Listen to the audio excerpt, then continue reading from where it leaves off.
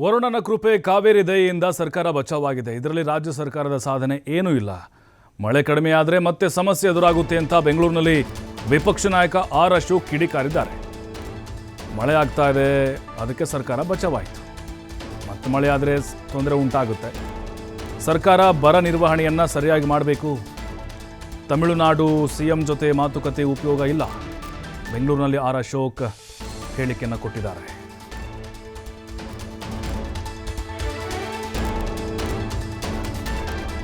ಸಮಸ್ಯೆ ಇದು ನೋಡಿ, ಈಗಾಗಲೇ ಕೆಲವು ಡ್ಯಾಮ್ಗಳಲ್ಲಿ ಮಾತ್ರ ನೀರು ಬರ್ತಾ ಇದೆ. KRSಗೆ ಇನ್ನೂ ಸರಿಯಾಗಿ ನೀರು ಬರ್ತಾ ಇಲ್ಲ.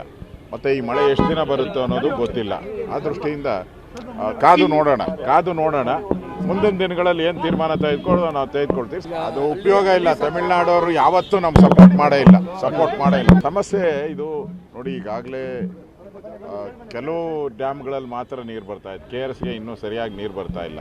ಮತ್ತು ಈ ಮಳೆ ಎಷ್ಟು ದಿನ ಬರುತ್ತೋ ಅನ್ನೋದು ಗೊತ್ತಿಲ್ಲ. ಆ ದೃಷ್ಟಿಯಿಂದ ಕಾದು ನೋಡೋಣ. ಮುಂದಿನ ದಿನಗಳಲ್ಲಿ ಏನು ತೀರ್ಮಾನ ತೆಗೆದುಕೊಳ್ಳೋದು ನಾವು ತೆಗೆದುಕೊಳ್ತೀವಿ. ಅದು ಉಪಯೋಗ ಇಲ್ಲ. ತಮಿಳುನಾಡವರು ಯಾವತ್ತೂ. ಸಿಎಂ ಸ್ಪಷ್ಟನೆ ನಂತರವೂ ಕರ್ನಾಟಕ ಬಂದ್ಗೆ ವಾಟಾಳ್ ಕರೆ ಕೊಟ್ಟಿದ್ದಾರೆ. ಆಗಸ್ಟ್ 13ಕ್ಕೆ ಬಂದ್ ನಿಶ್ಚಿತ ಅಂತ ಹೇಳಿದ್ದಾರೆ ಅವರು. 11 ದಿನಗಳ ನಂತರ ಬಂದ್ ಆಗುತ್ತಾ ಹಾಗಾದರೆ ಕರ್ನಾಟಕ? ಬಹುತೇಕವಾಗಿ ಬಂದ್ ಆಗಬಹುದು ಅಂತ ಅನ್ನಿಸ್ತಾ ಇದೆ. ಬಟ್ ಅಷ್ಟರೊಳಗಡೆ ಸಿಎಂ ಕರೆದವ್ರನ್ನ ಮಾತನಾಡ್ಬೋದು, ಮನವೊಲಿಸ್ಬೋದು. ಆ ಸಾಧ್ಯತೆಗಳು ಕೂಡ ಇದೆ. ಅವರು ಮನವಿ ಮಾಡ್ಕೊಂಡಿದ್ದಾರೆ, ಬಂದಿಂದ ಯಾವುದೇ ಪ್ರಯೋಜನ ಇಲ್ಲ, ಮಾಡೋಕ್ಕೆ ಹೋಗಬೇಡಿ ಅಂತೇಳಿ. ಬಟ್ ಈಗ ವಾಟಾಳ್ ಹೇಳಿದ್ದಾರೆ, ಇಲ್ಲ ನಾವು ಬಂದ್ ಮಾಡೇ ತೀರ್ತೀವಿ ಅಂತೇಳಿ.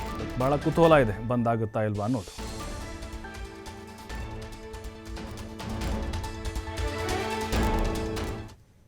ತಮಿಳುನಾಡಿಗೆ ನೀರು ಬಿಡೋದು ಸೇರಿದಂತೆ ಅನೇಕ ಬೇಡಿಕೆಗಳು ನಾವು ಮಂಡಿಸಿ 13ನೇ ತಾರೀಕು ಬೆಳಗ್ಗೆ 6ರಿಂದ ಸಂಜೆ 6ರವರೆಗೆ ಅಖಂಡ ಕರ್ನಾಟಕ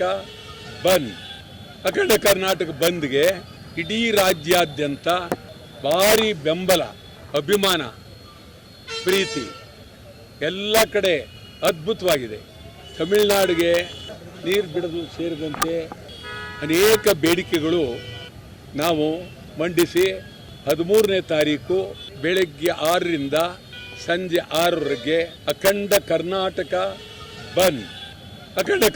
ಬಂದ್ಗೆ ಇಡೀ ರಾಜ್ಯಾದ್ಯಂತ ಭಾರಿ ಬೆಂಬಲ, ಅಭಿಮಾನ, ಪ್ರೀತಿ ಎಲ್ಲ ಕಡೆ ಅದ್ಭುತವಾಗಿದೆ.